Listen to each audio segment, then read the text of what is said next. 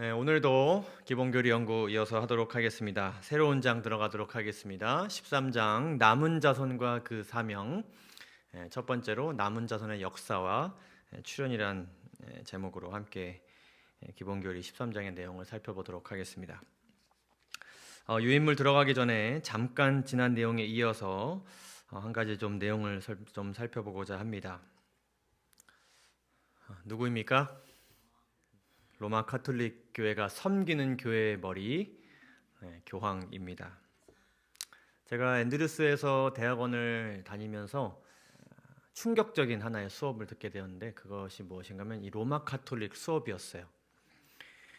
이 교수님께서 처음에 이 로마 카톨릭 수업을 시작하시면서 여러분들은 카톨릭 하면 무엇이 떠오르나요? 라고 저에게 질문했습니다.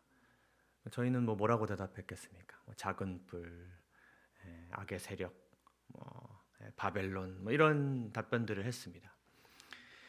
근데 이 수업을 시작하시면서 교수님이 저에게 무엇이라 말씀하셨냐면, 우리가 그들에 대해 탐구하면 탐구할수록 그들과 크게 다르지 않은 우리 자신의 모습을 발견하게 될 것입니다 라고 말씀하셨습니다.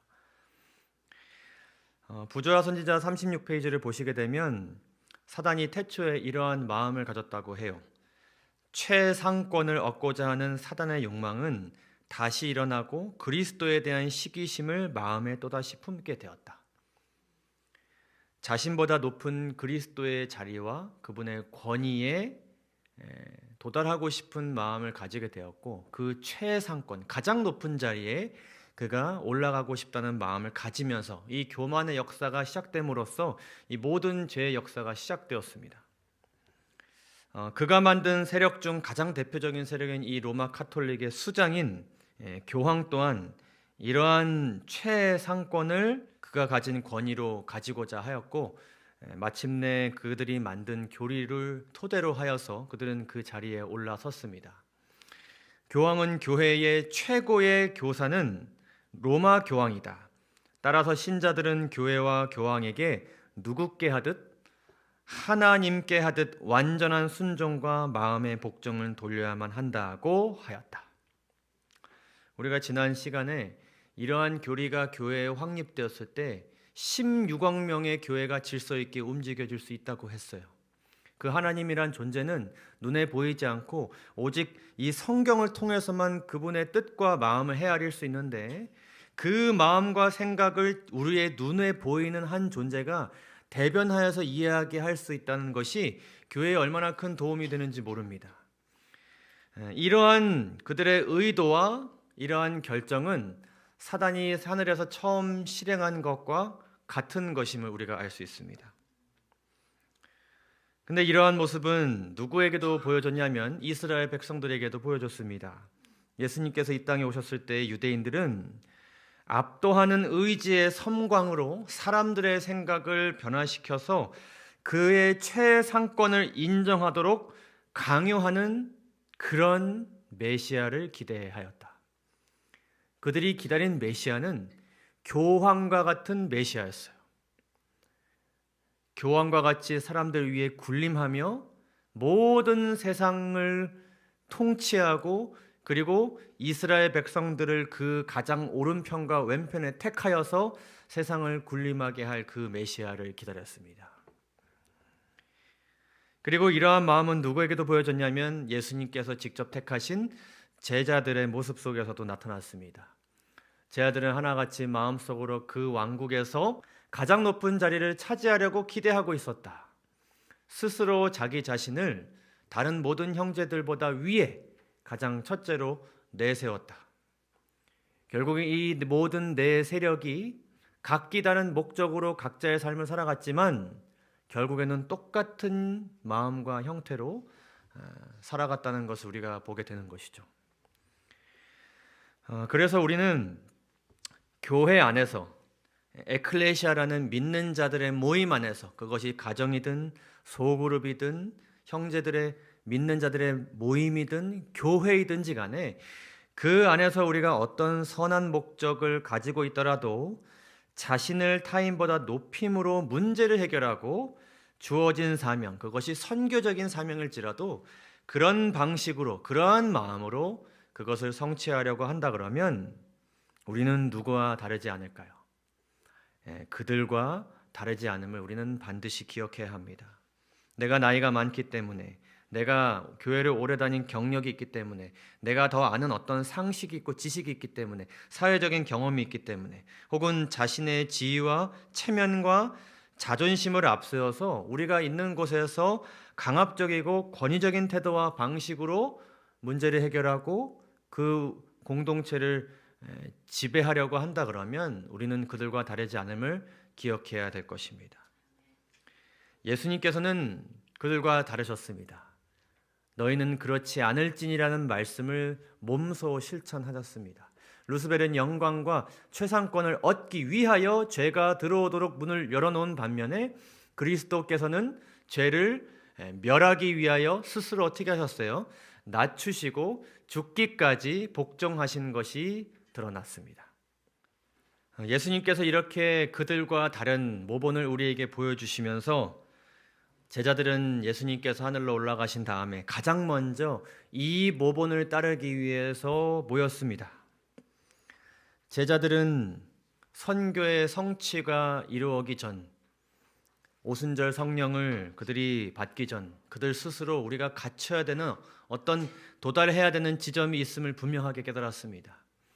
그들은 그동안 서로 누가 크냐라고 싸우면서 생겼던 수많은 상처와 응어려진 마음들을 서로에게 내보이면서 그 불화와 서로 높고자 했던 그 최상권을 잡으려는 모든 욕망을 버리고 그리스도인 교제를 통하여 모두 친밀해지기 위해 노력했으며 그것을 위해 그들이 함께 모여서 기도하였다는 것을 우리가 기억하였으면 좋겠습니다. 그래서 우리가 지난번 함께 살펴본 글귀입니다. 함께 읽으면서 시작해 볼까요? 시작. 교회가 말씀을 통해 교회의 그림을 완성시키는 일에 열심을 내지 않을 때 교회는 정체되고 교회답지 않은 모습으로 변질될 수 있다. 그래서 이 참교회와 거짓교회, 그리고 오늘 특별히 함께 살펴볼 이 남은 자손에 대한 탐구를 통해서 다시 한번 우리 스스로를 점검하면서 우리 모두가 하나님의 교회에 다니는 교인이 아니라 하나님의 교회가 되기 위해 더욱더 힘쓰게 되는 우리 모두가 되기를 간절히 바랍니다. 그래서 이제 그 다음 장을 들어가도록 하겠습니다. 13장입니다. 남은 자손과 그 사명. 그래서 오늘은 이 남은 자손의 역사가 어떻게 이어졌고 또 마지막 시대에 어떤 배경 가운데서 출현하게 되는지를 함께 살펴볼 것이고요.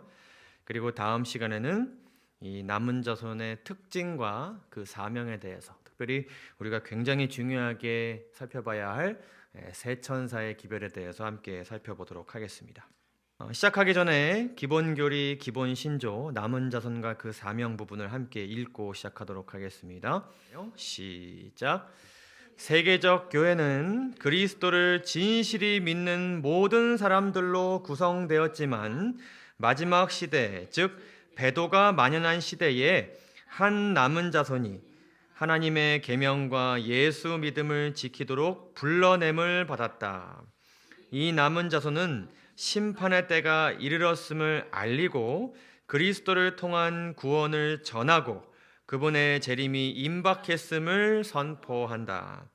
이 선포는 요한계시록 14장에 세 천사로 상징되어 있다. 그것은 하늘에서 심판하시는 사업과 동시에 일어나며 땅 위에서 회개와 개혁 사업을 완수한다. 모든 신자들은 이 전 세계적인 증거 활동에 각자의 역할을 담당하도록 요청을 받고 있다. 오늘 살펴보려고 하는 것은 이렇게 중요한 정체성과 사명을 부여받은 이 남은 자손의 역사에 대한 것인데요. 먼저 우리가 살펴볼 것은 무엇인가 하면은 성경의 이 남은 자라는 무리가 어떻게 등장하는지 함께 살펴보는 것입니다. 이 말은 우리가 이제 남은 자라고 하기도 하고요, 남은 자손이라고 하기도 하고요, 남은 무리라고도 하고 또 남은 교회라고도 합니다. 이 모든 용어가 다 정확하게 성경에 기록되어 있지는 않습니다. 그러나 우리가 이 교회의 개념을 생각하면서 다르게 표현을 하지만 결국에는 같은 하나의 공동체를 뜻한다는 것을 여러분 이해해 주시고, 이럴 때는 남은 자라고 표기되고 저럴 때는 남은 무리라고 표기될지라도 여러분 헷갈리지 않으셨으면 좋겠습니다. 이 성경에서 남은 자라는 개념은 창세기부터 요한계시록에 이르며 구약의 매 책마다 발견됩니다. 그 용어는 구약에서만 약 몇 번 이상이요? 540번 이상 사용된다. 그래서 우리가 이 남은 자손, 남은 자라는 이 용어를 아주 정확하게 성경에서 발견하지는 않을지라도 이 개념은 특별히 구약 성경에 아주 깊숙이 스며들어 있고 발견된다는 것을 우리가 기억할 필요가 있어요. 다시 말해 성경의 모든 역사에서, 모든 시대에서 이 남은 자라는 무리는 존재했다라는 것입니다. 구약에 남은 자들이 등장하는데요, 크게 세 가지 유형이 등장합니다. 첫째는 무엇인가 하면은 재앙의 생존자입니다. 학개서 1장 12절을 보시게 되면은 스알디엘의 아들 스룹바벨과 남은 모든 백성이 그들의 하나님 여호와의 목소리와 선지자 학개의 말을 들었으니라고 말씀합니다. 이스라엘의 배도와 타락으로 인하여서 분열된 이스라엘 두 국가가 다 멸망했고요. 그리고 이스라엘 백성들이 이제 바벨론의 포로로 잡혀간 다음에 결국 그들이 하나님께서 예언하신 그 시기를 거쳐서 바벨론의 포로로 잡혀간 이들 중 소수가 예루살렘으로 다시 돌아오게 됩니다. 그곳을 재건하기 위해서 부르심을 받고 돌아오게 됩니다. 근데 그들을 표현할 때에 하나님께서는 남은 모든 백성이라고 표현하였어요. 그래서 이들은 생존을 위협하는 어떤 큰 재앙으로부터 혹은 어떤 국가의 멸망이나 이런 천재지변 등으로부터 생존한 자들을 말합니다. 말 그대로 살아남은 자들이에요. 또 어떤 사람들이 있었냐면 남은 자들은 남은 자들인데 신실한 남은 자들이 존재했습니다. 이러한 남은 자의 개념이 언제 처음 등장하냐면 창세기 7장 23절에 등장합니다. 지면의 모든 생물을 쓸어버리리니 오직 노아와 그와 함께 방주에 있던 자들만 남았더라. 이들은 1번에 해당되기도 하겠죠. 그렇죠? 노아 홍수, 그 전 세계적인 그 홍수에서 생존한 자들이기도 하지만은 그냥 살다 보니 생존한 자들이 아니죠. 그렇죠? 신실하게 살아간 그런 자들, 하나님께서 보시기에 의인이었던 그런 노아와 그의 식구들, 방주에 들어가라는 그 말씀에 순종하여 들어가여서 살아남은 그 자들을 이렇게 남았더라라고 표현하였습니다. 열왕기상 19장 18절을 보시게 되면 그러나 내가 이스라엘 가운데서 7,000명을 남기리니 다 바알에게 무릎을 꿇지 아니하고 다 바알에게 입맞추지 아니한 자니라. 어느 시대를 설명하는 말씀일까요? 선지자 엘리야가 살아갔던 시대를 이렇게 기록한 말씀입니다. 국가의 대부분의 사람들이 바알 신에 무릎을 꿇고 그 신에게 경배했지만 그 중에는 남은 자들이 있었어요. 다 바알에게 무릎을 꿇지는 아니한 하나님의 신실한 남은 자들이 그 당시에도 있었어요. 엘리야 혼자만 있지 않았다는 것을 우리가 보게 됩니다.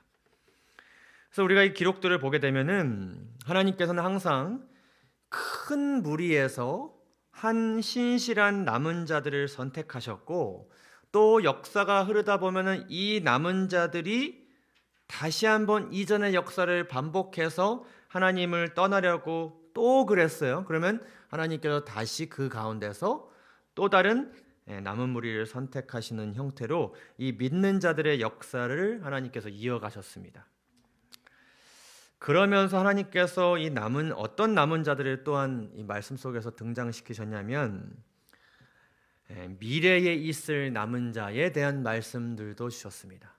이 땅에 남은 자들이 존재할 것이다 라는 예언의 말씀들을 여러 번 주셨어요.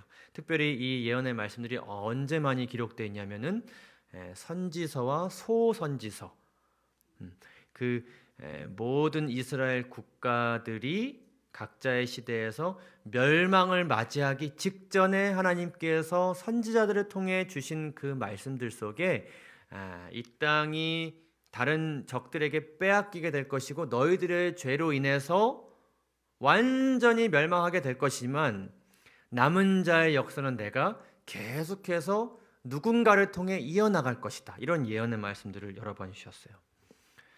가장 대표적인 말씀이 요엘서의 말씀인데 여기는 정확하게 남은 자라는 용어가 등장합니다.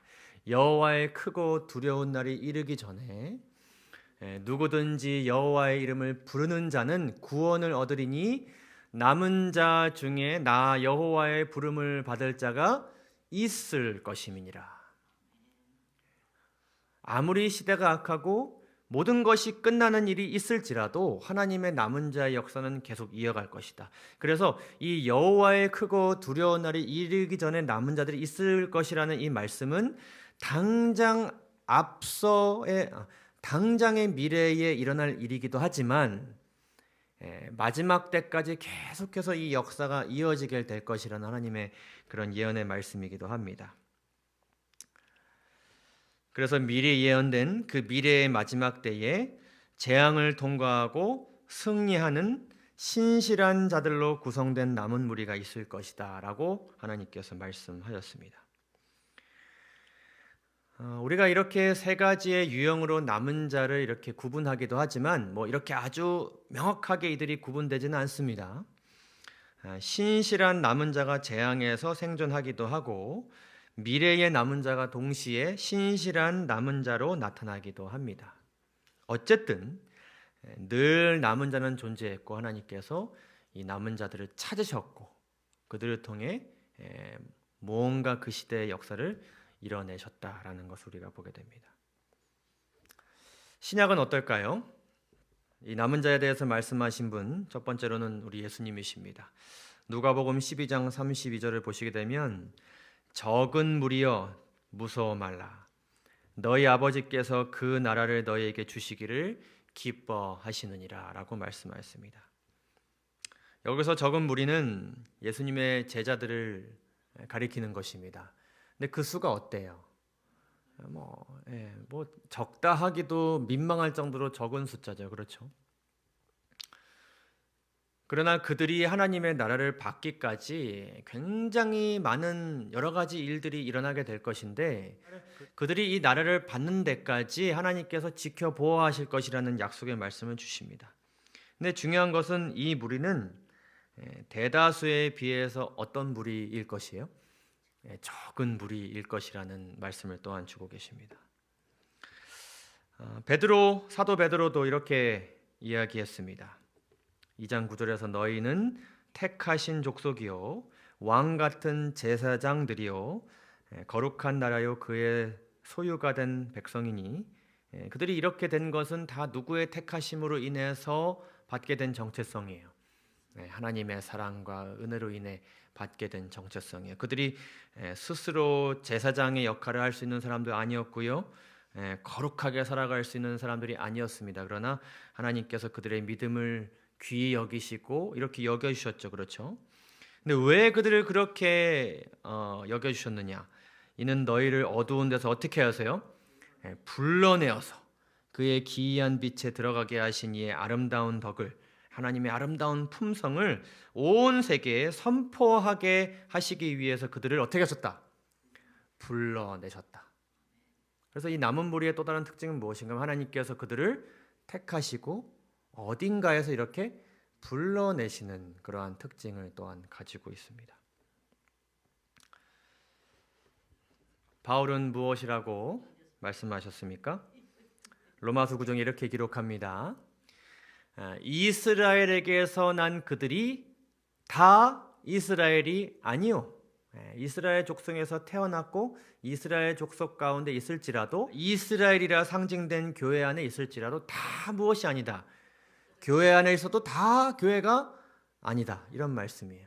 또한 아브라함의 씨가 다 그의 자녀가 아니라 곧 육신의 자녀가 하나님의 자녀가 아니요 오직 약속의 자녀가 씨로 여기심을 받느니라.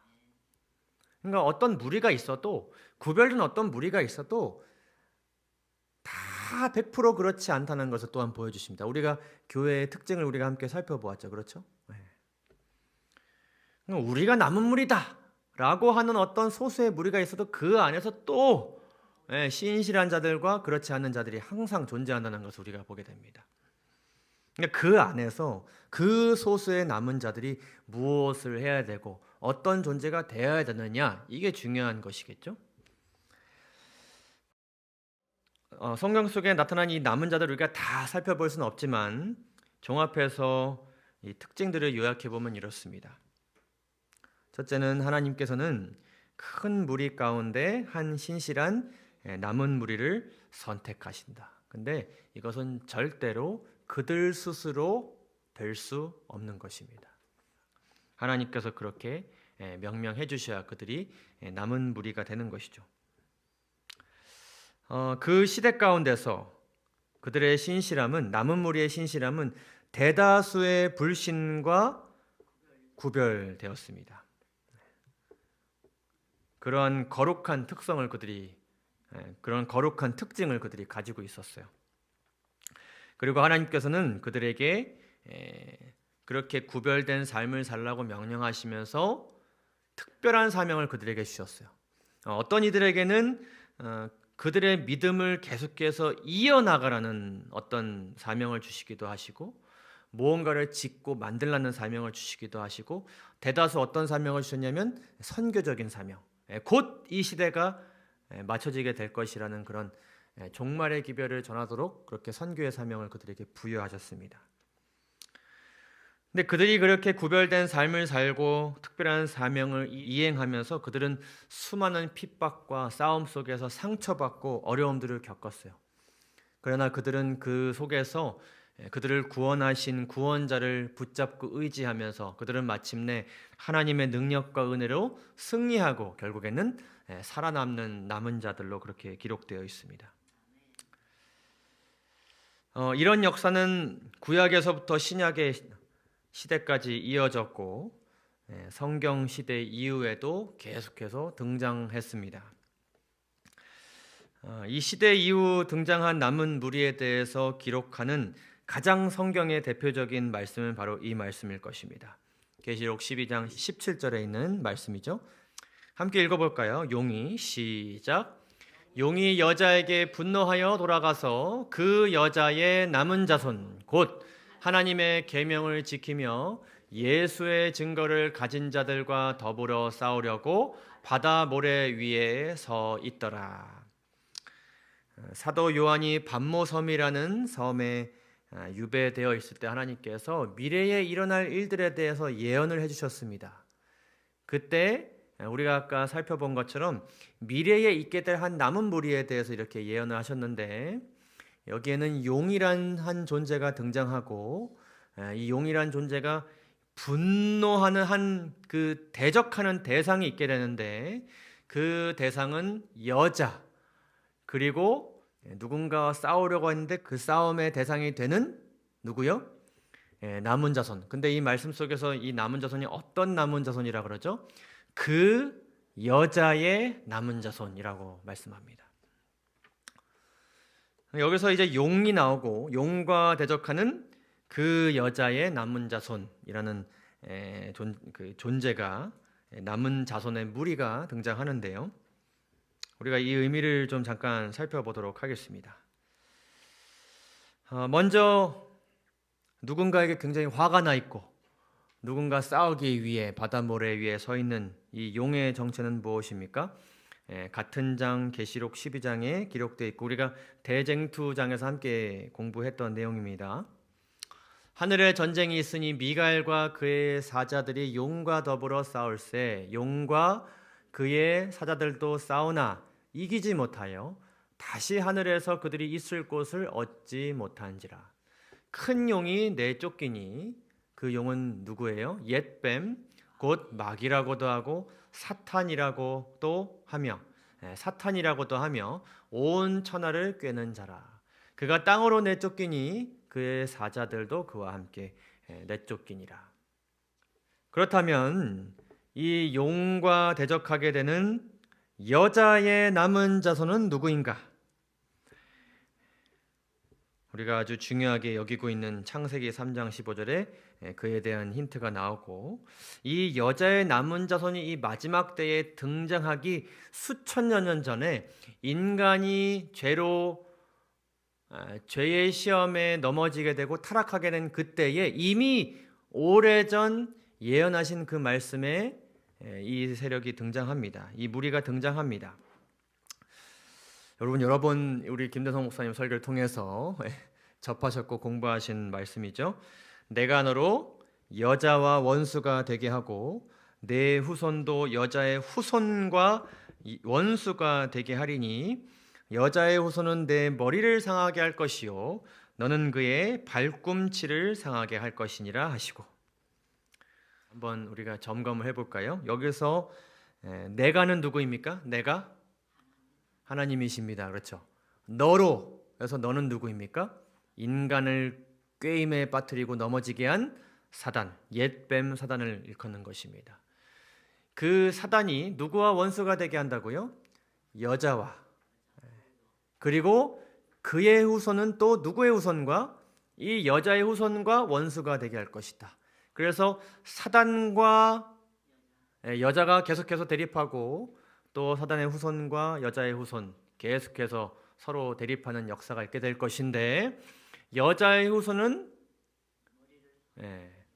사단의 머리를 상하게 할 것이고 사단은 여자의 후손의 발꿈치를 상하게 할 것이다.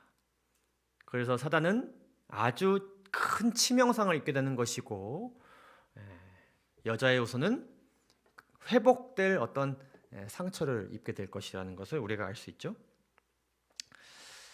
이사야서 7장 14절을 보시게 되면은 이 땅에 메시아가 어떻게 탄생할 것인지에 대한 예언의 말씀을 주시고 계십니다. 보라, 처녀가 잉태하여 아들을 낳을 것이요 그의 이름을 임마누엘이라 하리라. 이 땅에 오실 메시아께서는 여자에게서 태어나실 것인데 남자에게 결혼하지 않은 아주 순결한 처녀에게서, 여자에게서 메시아가 탄생할 것이다 라고 말씀합니다. 그래서 우리는 이 말씀을 통해서 이 여자의 후손은 예수 그리스도라는 것을 우리가 알 수 있게 됩니다. 사단에게 치명상을 입히는 그 존재, 예수님이시죠. 그리고 고린도후서 11장 2절에 이렇게 기록합니다. 내가 너희를 정결한 처녀로 한 남편인 그리스도께 드리려고 중매함이로다. 바울이 교회에게 예수님을 소개하고 그래서 예수님을 믿음으로 영접하게 하면서 그 선교의 역사에 대해서 이렇게 표현한 것입니다. 그들은, 이 교회는 뭐예요? 정결한 처녀예요. 그리고 남편인 예수님과 사랑의 관계를 맺는 것입니다. 그래서 우리는 성경 속에서 이 여자는 교회를 일컫는다. 하나님의 무리를 일컫는다. 신실한 하나님의 백성들을 일컫는다. 그리고 그 백성의 계보에서 누가 탄생해요? 예수님께서 탄생을 하시는 것입니다.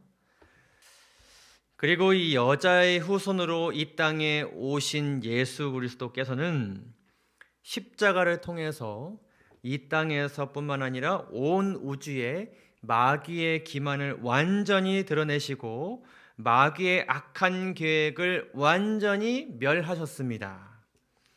이 역사를 통해서 사단은 화가 많이 났습니다. 그러나 땅과 바다는 화 있을진저 이는 마귀가 자기의 때가 얼마 남지 않은 줄을 알므로 크게 분내어 너희에게 내려갔음이라 하더라. 사단은 자신의 모든 계획이 수포로 돌아갔고 자신의 시간이 얼마 남지 않게 되매 매우 크게 분노했습니다.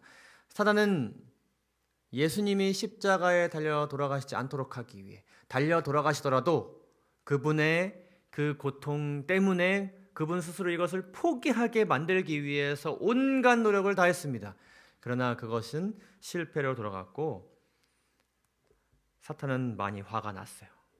어딘가 이 분을 풀어야 됩니다.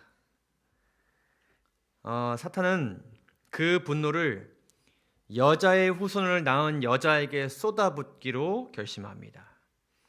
용이 자기가 땅으로 내쫓긴 것을 보고 남자를 낳은 여자를 어떻게 하는지라? 박해하는지라. 그리고 이어서 말씀하십니다. 그 여자가 큰 독수리의 두 날개를 받아 광야 자기 곳으로 날아가 거기서 그 뱀의 낯을 피하여 한 때와 두 때와 반 때를 양육받음에라고 기록합니다. 여기서 이제 한 때와 두 때와 반 때라는 어떤 특정 기간이 등장하는데 우리가 이제 다 살펴볼 수는 없고요. 다니엘과 계시록의 말씀에 총 7번 언급되는 한 예언된 기간입니다. 근데 재림교회에서는 이 기간의 연대를 특별히 이 교황권의 권세가 가장 최전성기였고 그리스도인들이 가장 많이 극심하게 핍박을 받은 AD 538년부터 1798년까지 이어진 종교 암흑 시대로 이 기간을 잡습니다. 기록에 의하면 약 5천만 명 이상의 그리스도인들이 죽임을 당했다 그래요. 완전히 거의 멸절을 당했습니다.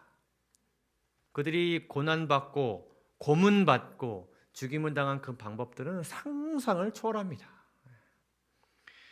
5천만 명, 여러분 상상이 가십니까?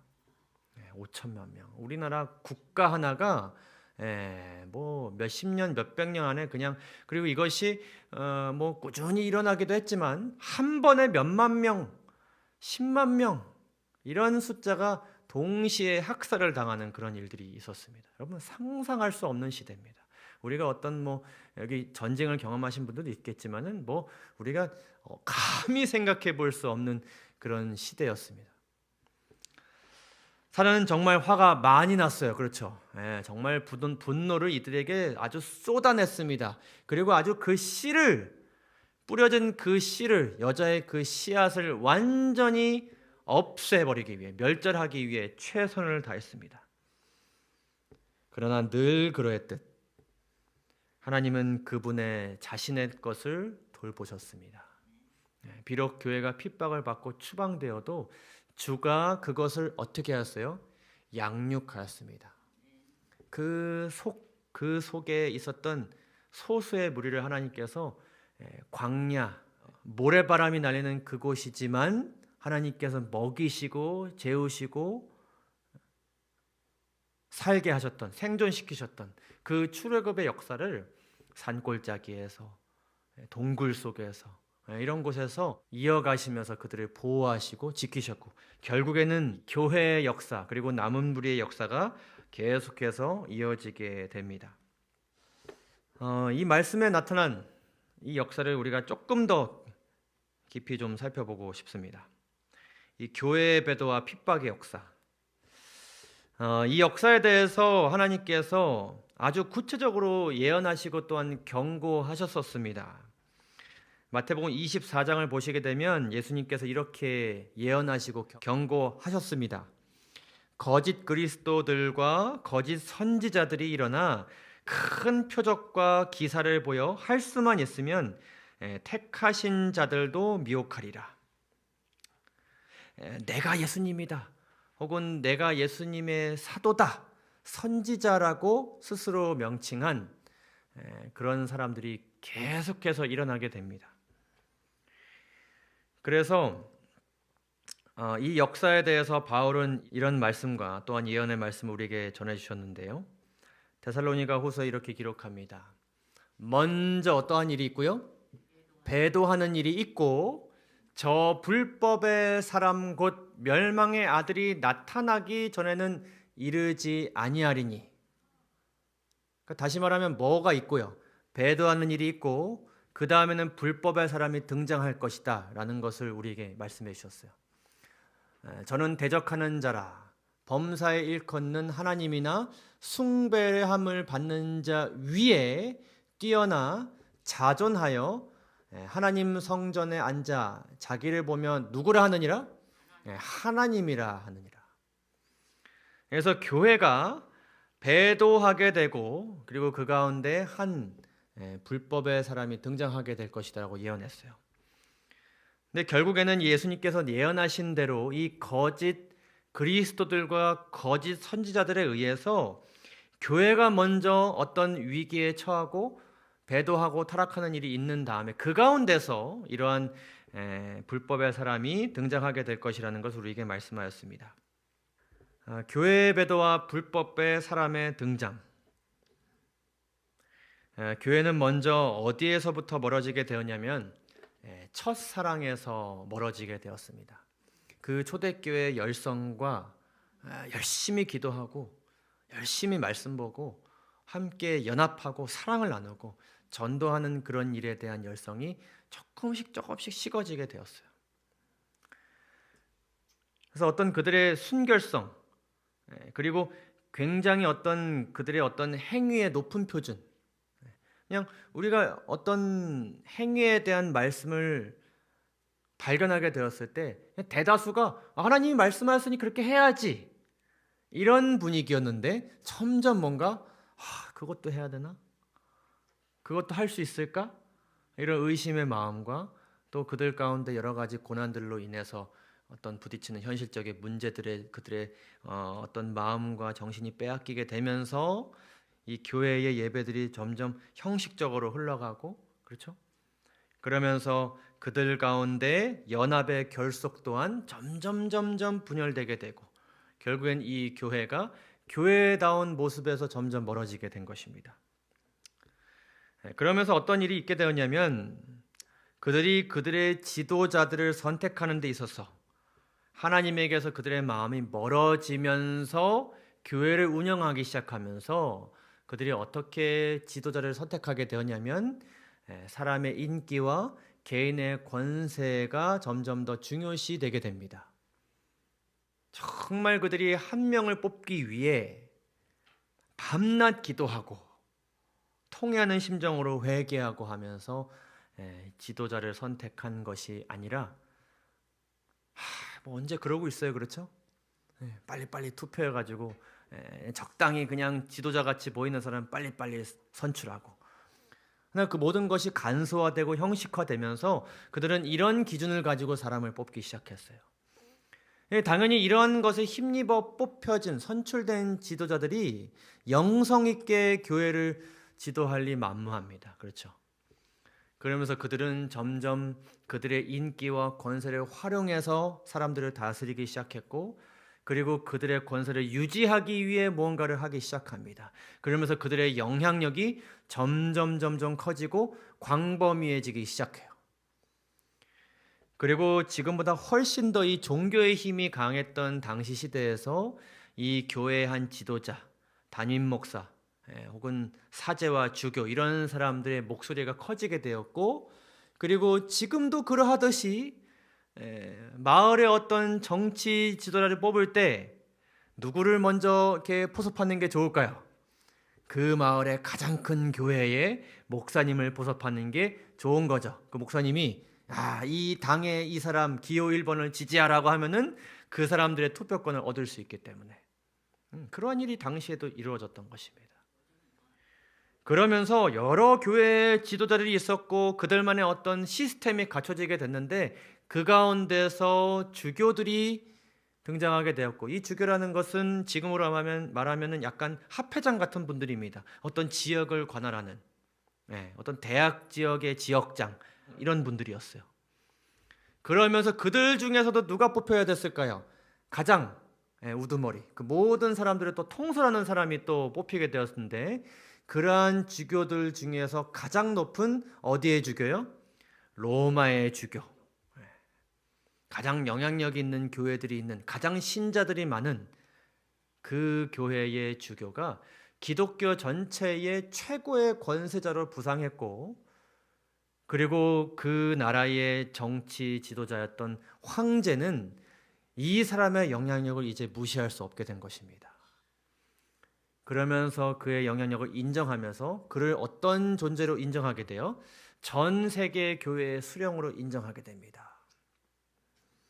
여러분, 우리 교회가 이런 영향력을 발휘한다면, 우리 한국교회 연합회장님이 이렇게 우리나라의 대통령에게 높임을 받는다면 여러분 말세로다 그러실 것 같아요? 아니면 자랑스럽고 뭔가 교회에 놀라운 일들이 벌어질 것 같은 그런 느낌이 드실까요? 우리는 사실 알 수 없어요. 그렇죠? 그러면서 이 최고 지도자의 영향력은 국가를 지배하게 되었고, 결국에는 로마 교회 내에서도 이 교황, 모든 교회 지도자들의 우두머리인 교황을 최고의 권세로 인정하는 교리들이 점점 생겨나게 됩니다. 이것은 성경 연구를 통해서 잘못 발견된 오류들도 있었지만 그들의 권세를 유지하기 위해 만든 교리들도 있었어요. 근데 이 교리들을 만들어내기 위해서는 우리가 지난번 살펴봤던 그런 교회의 권위에 대한 그 교리가 기초가 되면서 이러한 것들이 뿜어져 나오게 된 것입니다. 예를 들면 어떤 거예요? 교황의 사도적 계승, 예수님에게서 베드로로, 베드로에서 교황으로 이 권위가 이어진다, 계승되어진다는 교리. 그 다음에 이 권위가 계승되었기 때문에 이 교황은 무오하다, 말과 행동에 있어서 오류가 없다라는 그런 설. 그러면서 고해 성사, 사제들에게 회개하면 회개받는 면죄의 교리, 모든 권위가 교회에 있다는 그런 교리들이 나오게 되면서 이 교회는 비로소 무엇이 된 것이냐면 불법을 창시해내는 불법의 사람이 된 것입니다. 그러면서 이 교회 내에 예수님의 공로와 그분의 역할을 완전히 지워버렸습니다. 사제가 있고 주교가 있고 교황이 있으면 굳이 예수 그리스도의 임재를 우리가 구할 필요가 없게 된 것입니다. 얼마나 편해요. 회개됐나라는 어떤 그 애매한 기분을 우리가 가질 필요가 없는 거예요. 신부님이 용서받았습니다 하면은 안심하고 집에 가는 거예요. 그러나 그 모든 것들은 그들이 만들어낸 불법의 교리들이었습니다. 그러면서 어떤 사람들이 또한 등장했냐면 그들의 권세와 교리에 대항하는 자들이 등장하게 됩니다. 그러면서 이들은 그들에게 그들의 불법적인 교리를 강요하고 또한 강요하면서 그들에게 반대하는 무리들을 핍박했는데 무려 몇 년 동안 핍박했어요. 1260년 동안 아주 극심하게 핍박을 한 것입니다. 그리고 마침내 1798년 나폴레옹의 군대가 로마에 입성하고 교황을 끌어내리면서 길고 긴 교황권의 권세가 마침내 쇠퇴하게 됩니다. 이러한 역사 가운데서 하나님께서는 또한 남은 자들을 이끄셨습니다. 첫째로는 그러한 핍박에 굴복하지 않은 순교자들이 있었고, 또 하나님께서 여러 광야와 같은 곳에서 지키시고 양육하셨던 자들이 있었습니다. 그리고 그 가운데 어떤 자들이 일어나게 되었냐면 종교 개혁자들이 일어나게 되었습니다. 이 핍박과 배도의 역사 속에서 하나님께서는 이 남은 무리를 통해서 불법의 사람의 정체를 드러내셨습니다. 이들이 성경 속에서 남은 자다라고 이렇게 아주 명확하게 명명되지는 않았지만 그들은 하나님의 남은 자들이 분명했습니다. 그들은 여러 세기 동안 축적된 어떤 폐기물 밑에 묻힌 보화와 같은 그런 진리들을 캐내기 시작했습니다. 14세기 영국의 요한 위클리프가 이 개혁의 바람을 시작했습니다. 그는 최초로 성경을 영어로 번역하였고 수많은 사람들이 그동안 읽지 못했고 접하지 못했던 성경 말씀을 읽어봄으로 인하여서 귀한 이 말씀 속의 진리를 깨우치기 시작했어요. 아주 놀라운 성령의 역사였습니다. 그들은 교회가, 신부가, 교황이 말한 것들이 진리인 줄 알았는데 말씀을 보니 어때요? 다 엉터리였어요. 다 엉터리였어요. 그러면서 후스, 제롬, 루터, 칼뱅 이런 사람들로 이 개혁이 이어지게 됩니다. 그러면서 그들은 알게 되었어요. 믿음으로 말미암은 의와 같은 위대한 진리들을 발견하면서 그들은 예수 그리스도를 발견하게 됩니다. 예수 그리스도께서 단번에 이루신 속죄의 희생과 그분이 모든 것을 충족시킨다는 그런 새로운 이해에 도달하게 되고, 죽은 자를 위한 기도, 미사, 마리아 숭배, 연옥, 고행, 막 그렇게 수도승으로 그렇게 사는 것, 성수, 성스러운 물, 뭐 사제의 독신제도, 묵주, 종교재판, 화채설, 이런 모든 교리들이 마침내 배척되게 되고 포기되게 되었습니다. 그러면서 이들이 이 개혁을 이어나가면서 깨우치게 되었어요. 성경 속에 나타난 이 불법의 사람, 불법의 비밀, 그리고 계시록에 나타난 다니엘서에 나타난 이 작은 뿔의 세력은 누구를 가리킨다? 지금 우리를 이렇게 극심하게 핍박하고 있는 이 교황권을 가리킨다는 것을 그들이 깨닫고 그것을 인정하게 됩니다.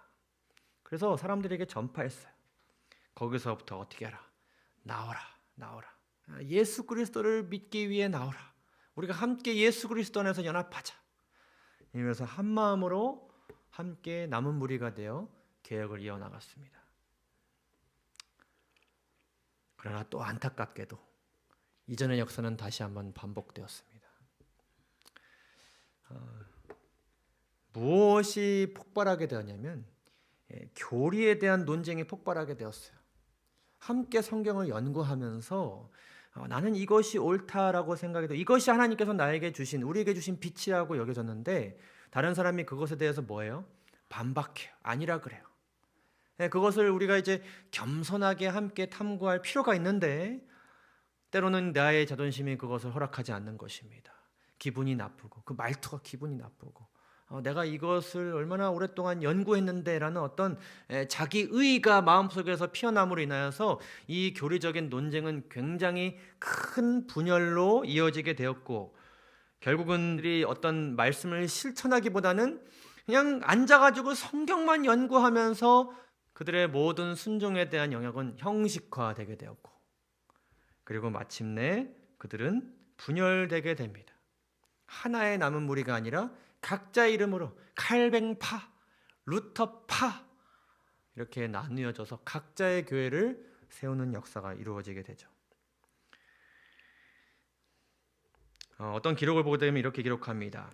서로의 오류를 발견하는데 그처럼 열중했거나 서로를 그토록 많은 욕설적인 이름으로 불렀던 때는 일찍이 없었다. 이렇게 기록해요. 복음은 말싸움이 되었다. 성경은 더 이상 마음에 말하지 않고 비평적인 지성에 말하기 시작했다. 신학은 승리했지만 사랑의 불은 꺼져버렸다. 그러면서 더 발견되어야 할 여러 중요한 진리들이 잃어버린 상태로 남게 됩니다. 자, 그러면서 다시 한번 하나님께서는 남은 자손을 일으키셨습니다. 마지막 남은 무리의 출현이 있게 되었습니다. 사도행전이 이렇게 기록합니다. 이 세상 만물의 종말이 다가올 때 시대의 징조를 분별할 줄 아는 충실한 사람들이 있을 것이다. 신자라고 공언하는 많은 무리가 그들의 행위로 그들의 신앙을 부인할 것이지만 어떤 자들이 있을 것이다. 끝까지 견디는 남은 무리가 있을 것이다. 마지막 때에 완전히 무너진 것 같이 보였던 용의 권세는 다시 일어났습니다. 교황권이 부활한 것이죠. 계시록 13장에 이에 대한 기록이 나옵니다. 그의 머리 하나가 상하여 죽게 된 것 같더니 그 죽게 되었던 상처가 나음에 온 땅이 놀랍게 여겨 짐승을 따르고 용이 짐승의 권세를 주므로, 그가 그 권세를 받아 그 짐승의 우상에게 생기를 주어 그 짐승의 우상으로 말하게 하고 또 짐승의 우상에게 경배하지 아니하는 자는 몇이든지 다 죽이게 하더라. 그 잊혀졌던 핍박의 역사가 다시 막 시작되게 된 것입니다. 그러나 그 가운데서도 그 긴 핍박 이후에 교황권도 부활하게 될 거지만 누구도 등장하게 될 것이에요. 남은 자손도 등장하게 될 것입니다. 계시록 12장 16절에서 17절을 보시게 되면 땅이 여자를 도와 그 입을 벌려 용의 입에서 토한 강물을 삼키니 용이 여자에게 분노하여 돌아가서 그 여자의 남은 자손 곧 하나님의 계명을 지키며 예수의 증거를 가진 자들과 더불어 싸우려고 바다 모래 위에 서 있더라. 이 용이 여자에게 분노한 어떤 사건이 있게 됩니다. 그렇죠? 그것은 땅이 여자를 도와서 피신을 시켜준 것이죠. 이 땅이요. 청교도들이 미국이란 새로운 대륙에 종교의 자유를 찾으면서 그 새로운 땅에서 새로운 남은 자손의 역사가 시작되게 됩니다. 그리고 이곳에서 여러 부흥의 불길이 일어나게 되었고 그곳에서 마지막 시대의 남은 자손이 출현하게 된다는 것을 우리가 역사를 통해 발견하게 됩니다. 먼저 어떤 일이 있었냐면 그곳으로 간 청교도들이 정말 말씀 안에 살기 위해 노력했습니다. 그리고 그러한 정신 가운데서 국가가 시작되고요. 미국이란 국가가 세워지게 되었고요. 그리고 그들은 시대의 징조들을 보면서 특별히 그들은 다니엘과 요한계시록 연구를 많이 강조했다 그래요. 그러면서 개혁의 그 정신을 이어나갔고 그러면서 유럽 등지에서도 여러 개혁들이 일어나게 되었다고 했습니다. 존 웨슬리 이런 사람들이 영국 이런 데서 개혁을 다시 한번 일으키게 됩니다. 그러한 가운데 1800년대 초기에 우리가 잘 아는 미국의 밀러파 재림운동이 있게 됩니다. 윌럼 밀러는 농부였고 침례교회 평신도 설교자였습니다. 이 사람은 성경이 성경을 해석한다는 원칙을 가지고 다니엘서 연구를 하게 되었고 그러면서 1844년도가 재림이 일어나게 될 날로 계산하게 됩니다. 그리고 그의 메시지를 수많은 사람들에게 전하기 시작합니다.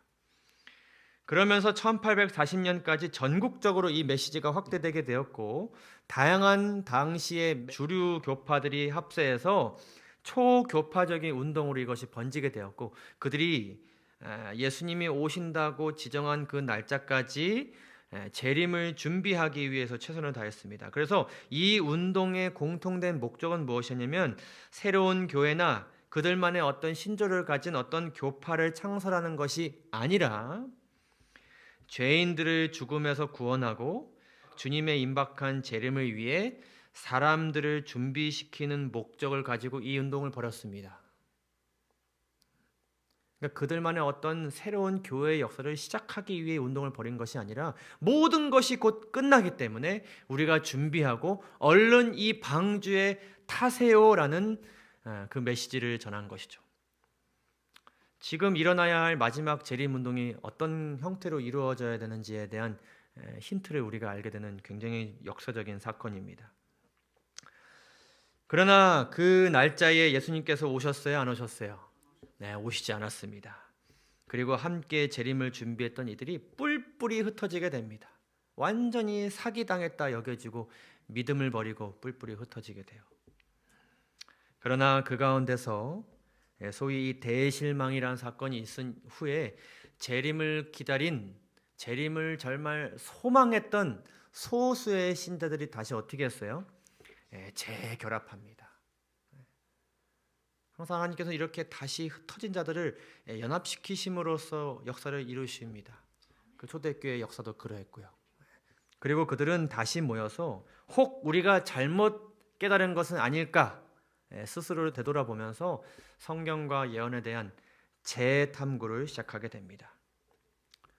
그러면서 이 재림교회의 초석이 된 기둥이 된 하늘 성소와 예수님의 중보, 예수님께서 지금 어디 계시고 무엇을 하고 계시고 거기서 하시는 일이 언제 맞춰지고 맞춰질 때 어떤 일이 일어나게 될 것인가에 대한 중요한 진리들을 그들이 발견하게 됩니다. 그리고 안식일에 대한 교리, 이 안식일이 단순히 지켜야 되는 날이 아니라 이 마지막 시대에 완전히 그 선악의 대쟁투의 쟁점이 될 것이라는 것을 그들이 깨닫게 됩니다. 그리고 조건적 불멸, 영원 불멸에 반대되는 이 교리, 이러한 성경의 마지막 퍼즐과 같은 진리들이 발견되게 됩니다. 이 모든 것들이 다 뭐와 관련되냐면 마지막 때의 신앙과 또한 재림과 관련이 돼 있죠. 그러면서 마지막 시대에 남은 자손의 정체성과 마지막 기별을 가진 남은 교회가 탄생하게 되는 것이죠. 우리가 나중에 이 재림교회 초기 역사를 좀 살펴볼 시간을 가지려고 합니다. 다 끝난 다음에요. 근데 우리 이 초기 역사를 살펴보게 되면 참 눈물 나는 기록들이 많아요. 이들이 이 성경 연구를 하면서 다시 흩어진 자들이 모여서 성경 연구를 하면서 이들도 종교 개혁자들과 같은 교리 논쟁에 수도 없이 부딪혔어요. 얼마나 이 하나의 어떤 믿음을 선택하기까지 그들의 심령이 얼마나 하나님 앞에 굴복되어져야 되는지 몰라요. 왜냐하면 그들 다 목사님들이고 다 꽤나 연구했던 사람들이고 다 꽤나 전국 방방곡곡을 다니면서 재림기별을 전파했던 사람들이기 때문에 그러했어요. 그런데 그 초기 재림교회 기록을 보게 되면 그들은 그러한 어떤 분열의 조짐이 보이시 그 즉시 연구를 멈췄다고 했어요. 그 즉시 연구를 멈췄어요. 그래서 아무리 성경 연구가 중요해도 지금 연구가 중요한 게 아니에요. 말씀을 깨닫는 게 중요한 게 아니에요. 각자 돌아가서 회개하고 연합에 대한 갈망과 서로 사랑하는 마음을 가지고 다시 모였다고 기록합니다. 이게 단순히 연구의 역사가 아니에요. 서로 연합하기 위한 그 오순절 성령을 받기 위해 지난 3년 반 동안 싸웠던 서로의 마음을 솔직하게 고백하면서 내가 너에 대해서 이런 말했던 거, 그리고 너는 몰랐지만 내 속으로 너에 대한 이런 생각을 가졌던 거 다 내놓으면서 부둥켜안고 화해하고 연합하고 그러한 역사들을 그들이 경험하면서 이러한 남은 자손의 정체성을 확립하게 되었다는 것을 우리가 다시 한번 기억하였으면 좋겠습니다. 그리고 그 정체성은 우리가 이 시대 가운데 이어가야 한다고 성경은 말씀해주고 계십니다.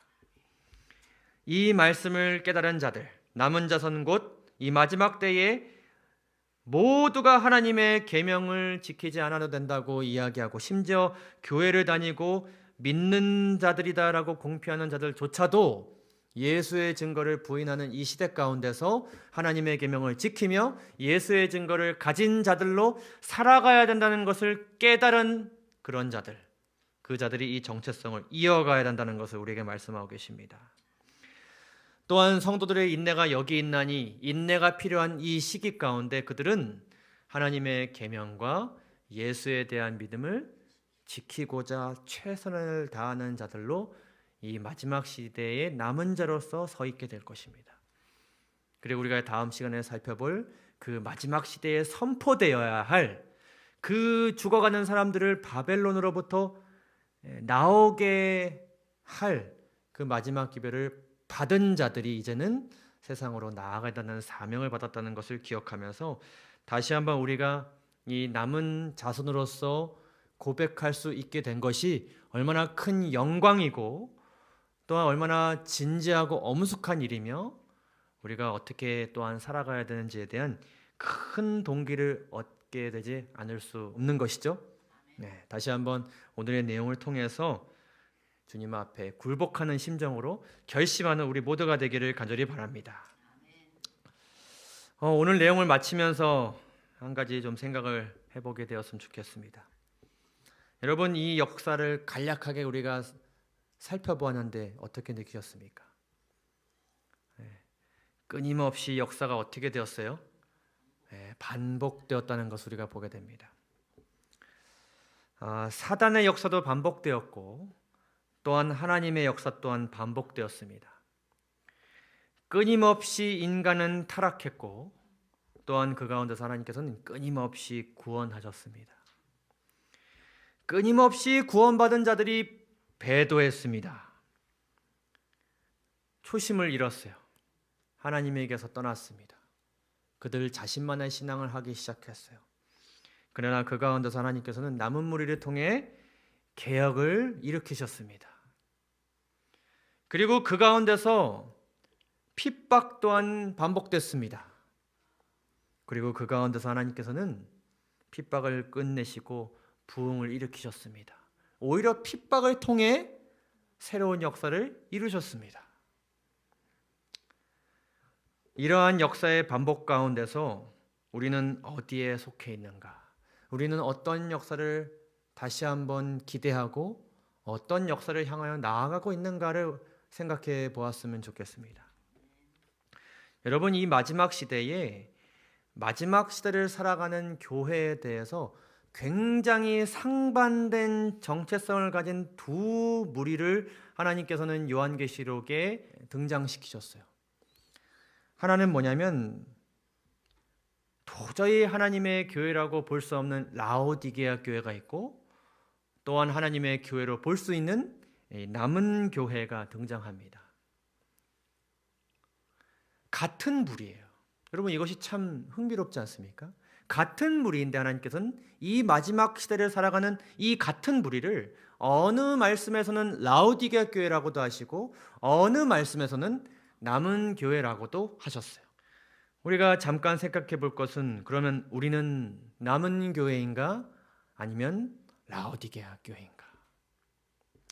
이 역사의 반복 속에서 우리는 어떤 교회의 역사를 추구하고 있는가? 화인여서는 우리에게 이렇게 증언하였습니다. 때때로 나는 남은 교회의 상태에 대한 뚜렷한 이상을 보게 되었다. 이들은 남은 교회는 맞는데, 우리는 남은 교회가 맞는데 남은 교회의 정체성을 가졌고 그것을 향해 나아가고 있는데 지금의 그 상태가 이러하다라고 이야기했어요. 뭐라고 이야기했냐면, 라오디게아 교회에 주신 기별은 큰 빛을 받으면서도 남은 교회의 사명과 그 정체성을 부여받았음에도 불구하고 그 빛 안에서 어떻게 하지 않는, 행하지 않는 제7일 안식일 예수 재림교인들에게 적용된다. 결국 이 재림교회는 어느 면에선 라오디게아 교회이기도 하고 남은 교회이기도 한 것입니다. 또 이렇게 기록합니다. 우리는 진리의 명확함과 강력함 안에서 승리하고 있는 백성이다. 우리의 입장은 분명한 성경의 증거들, 하나님께서 주신 빛에 의해서 압도적으로 뒷받침되고 있다.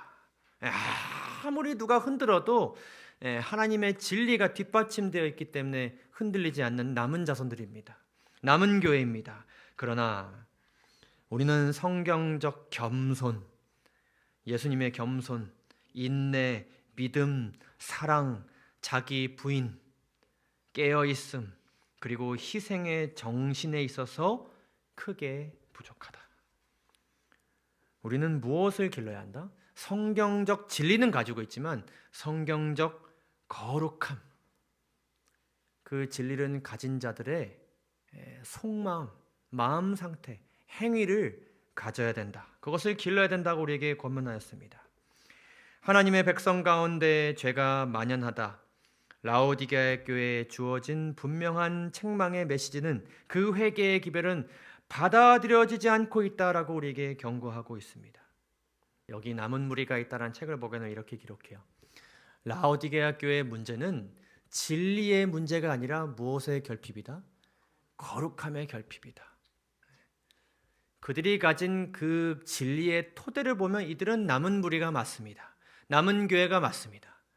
그러나 그들의 심령과 그들의 영성과 그들의 품성을 보게 되면 그들은 거룩함에 있어서 결핍되어 있습니다. 이것은 잘 보세요. 모든 시대를 통틀어 하나님의 남은 무리 안에서 어떻게 되어 온 문제이다? 반복되어 온 문제이다.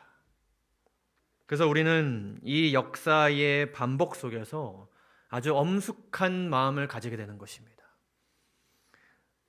우리는 과연 라오디게아 교회의 역사를 따라가고 있는가? 아니면 우리가 라오디게아 교회임을 인정하고 남은 교회가 되기 위해 전진하고 있는가? 다시 한번 우리가 성경적 진리를 가지고 있는 교회에 몸담고 있기 때문에 안심하는 것이 아니라 그 교회에 있음에 우리가 감사하면서 우리 스스로가 진리를 가진 교회에서 진리를 배우고 그것을 실천하는 것이 역사의 갈림길에서 우리가 남은 교회의 편에 서 있는 것이라는 것을 기억하고 살아가셨으면 좋겠습니다. 아모스서 5장 15절에 이 남은 무리에 대해서 하나님께서 이렇게 말씀하였습니다. 너희는 악을 미워하고 선을 사랑하며 성문에서 공의를 세워라. 여호와 만군의 하나님께서 혹시 요셉의 남은 자를 긍휼히 여기실 것이다. 여러분, 이 말씀이 주어진 남은 자들은 악을 사랑하고 선을 미워했습니다. 공의를 세우지 않았습니다. 그러나 여전히 하나님께서는 희망이 있는 남은 자로 여겨주셨습니다. 그리고 그들에게 이렇게 말씀하셨어요. 너에게 필요한 건 무엇이다?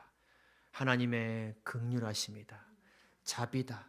사랑이다. 하나님의 품성이다. 그분이 혹시 너희를 긍휼히 여기실 것이다.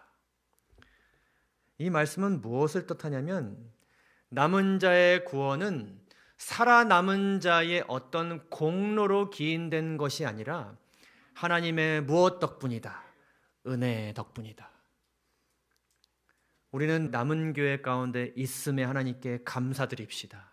하나님의 진리의 토대 위에 선 남은 교회의 일원이 됨을 하나님께 감사드리고 영광 돌립시다. 우리가 잘 깨달아서가 아니라 우리가 그것을 잘 선택해서가 아니라 오직 누구의 은혜로? 하나님의 은혜로 이 교회에 있음을 우리가 감사합시다. 또한 우리가 감사해야 될 것은 무엇인가 하면 우리가 라오디게아 교회와 같은 형편과 상태에 있음에도 불구하고 우리를 여전히 남은 자로서 불러주심에 감사드리십니다. 그러면서 우리에게 은혜를 베풀어 주시면서 나를 붙잡는 자들에게 우리에게 사명을 주시고 우리에게 매일 매 순간 구원하심의 은혜를 허락하실 줄로 우리가 믿습니다. 이 남은 자 또한 다른 모든 세상의 주류들과 구별되는 그러한 어떤 의인과 같은 특성이 있을지라도 결코 그들의 의로운 행실과 어떤 자격 때문에 남은 자로 불리는 것이 아니라 그 모든 것이 누구의 은혜 덕분이다? 하나님의 은혜 덕분이다. 그래서 우리가 남은 자로서 매일 매 순간 배운 대로 하나님의 은혜를 구하고 말씀을 통해 그것을 발견하고 받은 은혜를 사람들에게 어떻게 하는 그것을 전하는 하나님의 교회가 되어가는 우리 모두가 되기를 간절히 바라면서 오늘 내용을 마치도록 하겠습니다. 감사합니다.